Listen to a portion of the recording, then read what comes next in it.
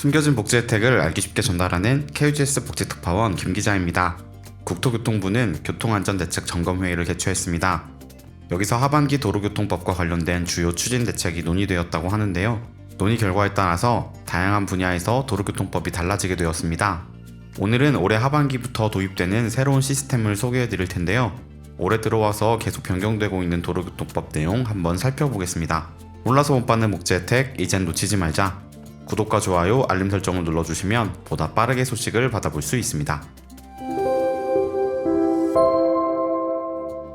오늘 소개해드릴 첫 번째 소식은 고속도로 교통법규 위반 단속에 대한 소식인데요. 앞으로 카메라를 통한 고속 단속이 달라집니다. 많은 운전자분이 내비게이션을 통해서 알게 되는 카메라 위치에 맞춰서 잠시 속도를 늦추거나 카메라 앞에서만 속도를 줄이고 카메라를 지나면 다시 속도를 올려서 주행하실 텐데요. 앞으로 정부는 고속도로 법규 위반 차량 단속 수단을 늘리기로 했습니다. 추가되는 방법으로는 드론의 비중을 높이겠다고 발표하였는데요. 도로공사는 드론을 추가로 활용하여 교통법규 위반 행위를 단속하고 인공지능이 자동으로 선별하고 신고까지 하는 AI 자동적발 시스템을 구축하기로 하였습니다. 정부는 AI 자동적발 시스템을 도입하면 정확도가 증가하기 때문에 기존 카메라 혹은 육안으로는 단속할 수 없었던 위반 행위를 단속하게 될 것이라 기대하고 있습니다. 드론 또한 자율비행 드론 시스템을 운영할 예정인데요. 드론이 입력된 구간을 자동으로 순찰하면서 위반 행위를 단속하게 됩니다. 사회 여러 분야에서 AI가 적용되면서 그동안 불가능했던 일들이 가능해지고 있는데요. AI가 법규 단속에까지 사용되는 것을 보면서 일각에서는 우려의 목소리도 나오고 있는 상황입니다. 단속이 더욱 촘촘해지는 만큼 이제는 고속도로에서의 사각지대가 없어질 것으로 보입니다. 다음으로는 대형 사고의 위험이 높은 버스나 대형 차량을 하반기에 집중적으로 관리하기로 하였습니다. 버스 업체 200여 개에 대해서 안전점검을 하고 관계기관 합동 불시 점검을 실시해 사고 발생 요인을 사전에 제거해 교통사고를 줄여나간다는 계획입니다. 대형 버스는 고속도로에서 사고 났을 때 큰 피해가 만들어지기 때문에 여러모로 관리가 중요한데요. 이를 위해서 고속도로 지정차로 위반 행위도 계속해서 계도 및 단속을 진행한다고 밝혔습니다. 고속도로 지정차로제는 편도 2차로의 경우 1차로가 앞지르기 차로가 되고 2차로는 모든 차량의 주행차로가 됩니다.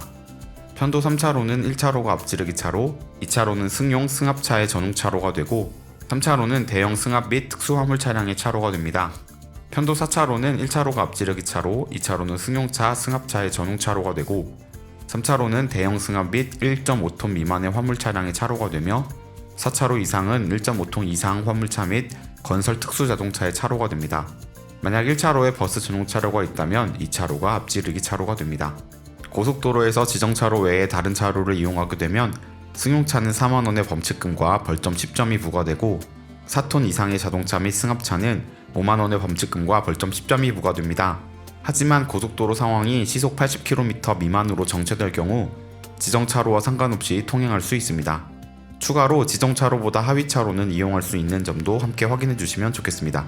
세 번째로 연말 음주운전 특별 단속을 통해 고속도로 사고 예방에 집중한다고 밝혔습니다. 음주운전으로 인한 문제는 매년 발생하고 있음에도 사라지지 않고 있는데요. 이에 2023년 7월부터 대검찰청과 경찰청은 최근 다시 늘어나는 음주운전 및 이로 인한 사고를 근절하고자 음주운전 사망사고, 상습 음주운전자 등 중대 음주운전 범죄자의 차량을 압수, 몰수 등을 주요 내용으로 하는 음주운전 근절 대책을 수립하고 동승자에 대한 처벌도 강화하였습니다. 앞으로 중대 음주운전 사망사고, 5년 이내 음주운전 2회 이상 전력자의 음주운전 중상해 사고, 5년 내 음주운전 3회 이상의 전력자의 음주운전, 기타 피해 정도와 재범성 등을 종합적으로 고려하여 차 압수, 몰수가 필요하다고 판단되는 경우에는 차량 압수, 몰수가 가능합니다. 그뿐만 아니라 별도의 양형 기준이 정해지지 않았던 어린이 보호구역 내 교통사고, 음주운전, 무면허 등 교통범죄의 양형 기준 유형 분류안이 마련되면서 앞으로 스쿨존에서 음주운전 사고로 어린이를 숨지게 하면 기존에는 최대 징역 12년이 선고되었지만 최고 징역 26년형으로 형량이 크게 올랐기 때문에 절대 음주운전은 하지 말아야 할 것 같습니다. 마지막으로 지난번에도 소개해드린 횡단보도 우회전과 관련된 내용입니다. 지난 4월 22일부터 교차로 적색신호 우회전 시 일시정지를 의무화한 도로교통법 시행규칙이 개정되었고 3개월간의 계도 홍보기간이 끝남에 따라 본격적인 단속에 들어갔습니다. 시간이 많이 지났음에도 여전히 혼란스러운 법인데요. 횡단보도를 건너는 사람이 없는데도 신호가 완전히 바뀔 때까지 기다리는 분들이 많아서 교통체증이 일어나는 곳들이 많았습니다. 먼저 우회전은 신호 유무와 상관없이 횡단보도를 건너려는 사람이 있다면 무조건 일시정지해야 하고 보행자가 횡단 후 우회전이 가능합니다. 하지만 차량 신호가 녹색이고 보행자가 없는 경우에는 서행하면서 지나갈 수 있습니다. 정부는 우회전 신호등도 지속해서 설치해 왔는데요. 하반기에도 추가 설치 예정이고 차량 신호와 우회전 신호등의 구분을 위해서 가로형 우회전 신호등도 설치될 예정입니다. 우회전 신호등이 있을 때는 보행자의 유무가 아닌 신호가 단속의 기준이 되니까 이 점도 참고해주세요. 우회전 법규를 어겨서 단속된다면 승합차 7만원, 승용차 6만원의 범칙금과 벌점 15점이 부과됩니다. 오늘은 하반기부터 적용되는 도로교통법에 대해서 알아보았습니다. 갈수록 도로교통법이 촘촘해지는 걸 알 수 있었는데요. 운전하시는 분들이라면 이제는 더욱 안전운전 하셔야 할 것 같습니다. 놓치는 혜택이 없도록 숨겨진 정보를 찾아 나서는 복지특파원, 저 김기자가 앞으로도 도움되는 소식 전달해드리도록 하겠습니다. 채널 구독과 좋아요 알림 설정 부탁드리며 더 좋은 정보로 찾아뵙겠습니다.